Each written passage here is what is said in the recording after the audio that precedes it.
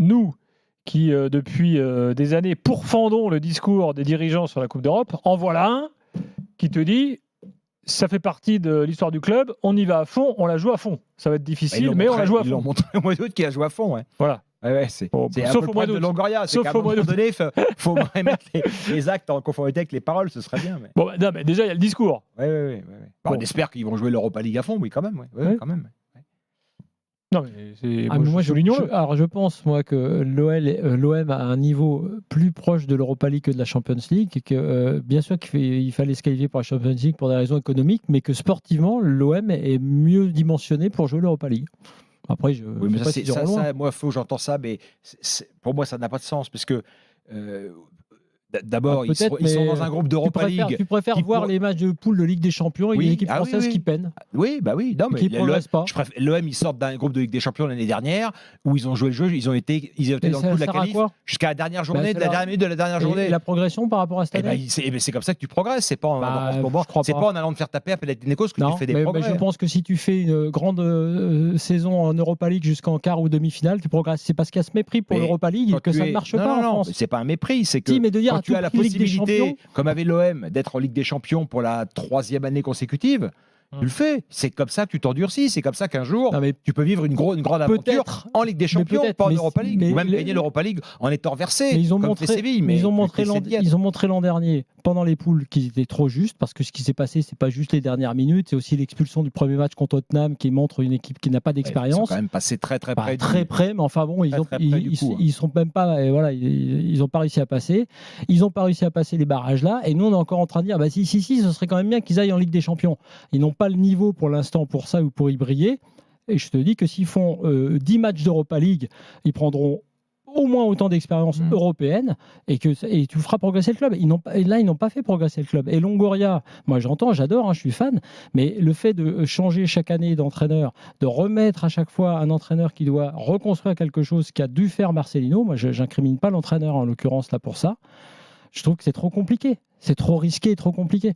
Donc, ce qu'il fait de bien, c'est-à-dire les choses qu'il arrive à trouver, les joueurs qu'il arrive à trouver, y compris parfois les coachs, mais installer un peu de durée dans cette histoire-là pour arriver, alors là, pourquoi pas après, Europa League ou Ligue des Champions, à installer le club plus durablement. Tu comprends quand même que le système Longoria repose de toute façon sur un mécano. Il faut qu'il y ait des mouvements, il faut qu'il y ait des transferts. Voilà, dans le système Longoria. C'est une évidence. Si on veut pas voir ça, on ne comprend rien au système. Oui, mais moi je te parle des entraîneurs déjà. Je te parle des entraîneurs. Ouais, peut-être. Mais alors là, pour le coup, autant on peut le comprendre parce que pour le business, j'ai bien compris ce que tu veux dire. Mais après, tu peux aussi avoir une plus forte stabilité tactique et stratégique avec un entraîneur et quitte à changer des joueurs également. Mais il le dit, c'est ce qu'il dit dans la revue, dans l'entretien avec Daniel, et c'est pas ce qu'il fait. C'est pour ça que le problème, c'est comme il dit, on joue à fond, et en même temps, est-ce que l'OM était prêt pour jouer le tour préliminaire des Champions ? Non. Voilà. Donc c'est ça qui est un peu décevant, quoi. L'année dernière, il avait le même discours, et l'OM a quand même raté une Coupe de France qui lui tendait les bras, par exemple. Bon, pas mal de réactions sur Direct Studio de supporters marseillais qui commencent à être contrariés par Longoria. Asdin qui nous dit pourquoi l'After fait toujours la promo de Longoria ? Posez-vous la question de son vrai bilan. Dit Asdin, pour moi, c'est le néant. Bon. Malgré tout, on peut quand même considérer attention, tu peux pas dire le néant après ce qui s'est passé avant. C'est ça le truc de Longoria. C'est pour ça que ça fonctionne. Le stade est plein à tous les matchs depuis assez important. C'est à mettre à son crédit. C'est important. J'ai entendu Eric Dimeco qui disait même à mon époque, la grande époque de l'OM, il dit on n'a pas eu une continuité d'un nombre de matchs consécutifs avec le stade plein comme c'est le cas depuis 2 ans à l'OM. Donc, ce qui se passe sur le terrain, le stade n'était pas aussi grand à l'époque, déjà.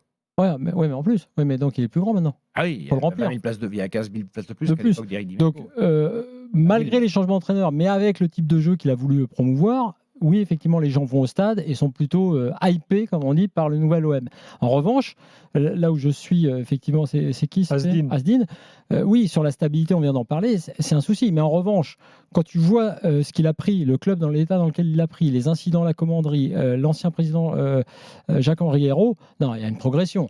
Après, là, on est en train de se dire qu'est-ce qu'il faudrait faire pour que l'OM ait de la stabilité, aille dans la durée. Et là, je suis d'accord avec Stéphane. Tout ce qu'il dit, on adhère souvent. effectivement, dans la revue de l'After, il te parle de stabilité. Et il te dit d'ailleurs à ce moment-là, j'espère quand même que ça va passer pour cet été. Bon, ça passe pas. Et tu repars un peu pour un tour. Le bilan n'est pas néant. Quand tu termines 2e et 3e de Ligue 1, c'est pas un bilan néant. C'est bien. Le PSG. C'est très bien. Tiens, David est là, supporter marseillais. Salut David. Bonsoir tout le monde. Bonsoir l'After. Est-ce que tu as l'impression toi aussi que parfois il faut prendre un peu du recul sur ce qu'a vraiment fait Longoria, ou tu es un homme conquis par ton président? Alors, déjà, c'est compliqué. Je vais dire que je suis fan de Longoria. Je me rappelle d'où on vient, donc comment s'appelle, du feu à la commanderie. Donc voilà, déjà il faut s'en rappeler. Je me rappelle d'où on arrive, mais après je sais aussi, je suis Pablo Longoria, je sais ce qu'il nous promet, et actuellement je pense qu'il lui-même il se fait du mal. Il se fait du mal parce que, comme l'a dit Florent Gautreau, je me permets de le citer à l'instant, il dit qu'il n'y a pas de stabilité dans les coachs. Et actuellement, je pense que c'est ce qui fait le plus de mal au projet marseillais. Après, peut-être que c'est pas sa faute, peut-être que Tudor ne voulait pas rester, peut-être que Sampaoli était ingérable, je sais pas, c'est ce qui se dit. Voilà, moi je suis pas dans les sphères du club. Non, mais la plupart du temps, pour info, il a été derrière, il a été décisionnaire, Longoria. Voilà, on l'a expliqué printemps dernier, on l'a expliqué qu'il a rien fait pour retenir Tudor. Rien fait pour retenir Tudor. Alors, il a rien fait pour retenir Sampaoli, parce qu'il voulait remettre la main, avoir à nouveau le pouvoir et remettre un peu l'organigramme dans l'ordre. Il l'avait expliqué dans une conférence de presse très importante l'an dernier. D'ailleurs, tout cela est souvent intéressant et totalement justifié. Je trouve que dans la politique, dans le management, dans l'organisation du club, il n'y a pas grand-chose à dire. Après, c'est qu'est-ce que tu fais avec l'OM ? Parce que tout ce qui est pérenne, tout ce qui est infrastructure, tout ce qui dure, n'est pas la priorité, effectivement, de Longoria. En revanche... Justement, il faudrait peut-être qu'il essaye, et vous en parlez pas tous les soirs, mais très souvent, vous parlez justement du fait qu'il ne sache pas vendre. Et bien justement, je pense que son gros problème, c'est qu'il ne sait pas vendre, c'est qu'il ne sait pas choisir ses coachs. Parce que peut-être qu'il y a une instabilité due au coach, ou choses comme ça, mais actuellement, Monaco, c'est l'un des sujets que vous vouliez évoquer ce soir, Monaco a fait un choix avec à 18h cet été, qui a fait que Minamino, c'est ça, il l'a remis au centre du projet parce qu'il le connaît. Un mois pour l'instant. Minamino, il l'a transformé, ça c'est sûr. Voilà, il l'a remis au centre du projet. Il en a fait un genre de foot. Et moi, je vais vous citer trois joueurs. C'est la confiance, ça s'appelle. Qui ont été pourris par Longoria. Mais je suis désolé de dire ça, pourtant je l'adore. Mais parce qu'il a changé de coach, c'est Gerson qui avait fait 6 mois fabuleux avec Sampaoli. Le changement de coach lui a été fatal. Guendouzi, que j'adore personnellement, que je regrette et que je vais suivre la Lazio juste pour ça, parce que c'est un joueur fabuleux, mais un joueur, peut-être pas le niveau du potentiel, niveau technique, mais qui aurait pu apporter plus à l'OM. Les changements de coach l'ont tué. Et Unai, qu'on a recruté, je sais pas la qualité qu'il a et tout ça, je suis les experts que vous êtes, et on en dit le plus grand bien, mais les changements de système, le 4-4-2, on prend des coachs qui ne sont pas adaptés en plus aux effectifs, et tous les ans, on nous propose un nouveau système, donc un nouveau remodelage d'effectifs. Mais ça, c'est la faute à qui ? Mais c'est la faute à Pablo Longoria.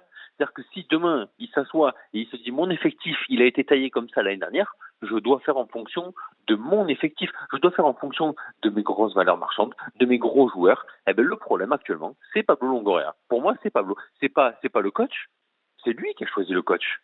Le coach, si demain il se viande, j'irai pas cracher sur le coach. J'irai dire Pablo. Non, mais là, l'OM, il se viande pas. L'OM est invaincu, non, j'ai dit si. Non, c'est une hypothèse. C'est pas. Non, mais c'est pour ça. Non, mais oui, mais ça fait 2 ans.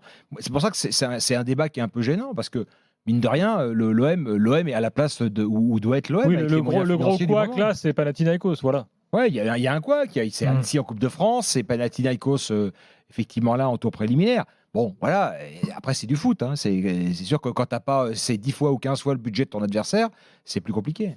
Après sur le jeu, je l'avais dit, moi je suis assez d'accord avec toi, Asdine, et finalement avec David, pardon, c'était sur Direction. David et Stéphane d'ailleurs sur l'analyse de Marcelino et sur le début de saison. Moi je trouve que c'est pas mal.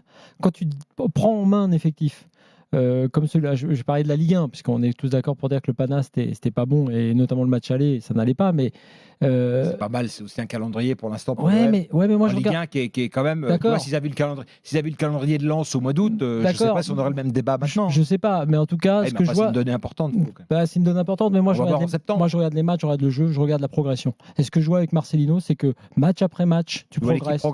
Je vois l'équipe progresser, je vois les joueurs progresser. J'ai vu Klose que j'ai pas vu bon comme ça depuis le début de la saison, enfin depuis la fin de la saison dernière. Je pense que Marcelino. Le match de Nantes est un match où l'OM est en progrès.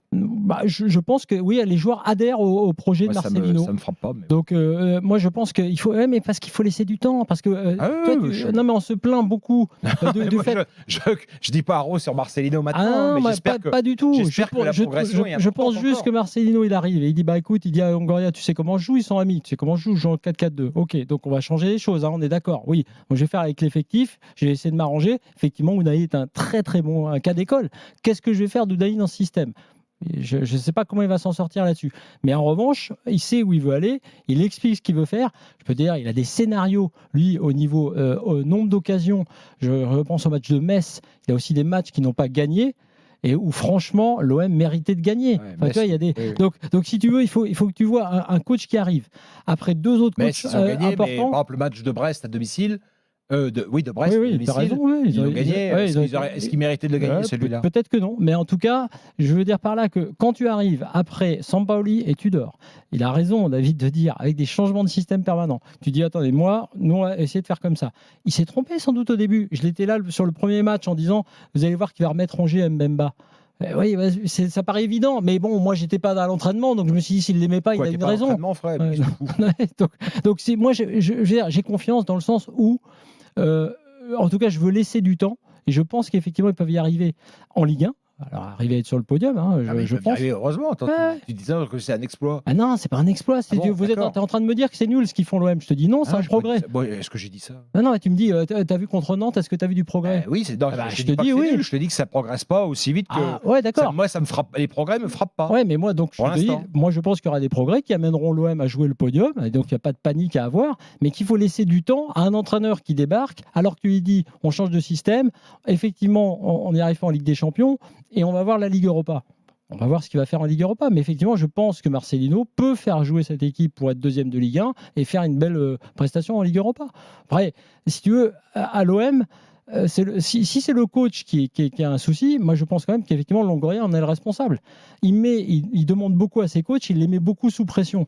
Après, c'est son pote en plus là, donc ça va être marrant à observer. Mais moi je pense que Marcelino et l'OM, ça peut le faire.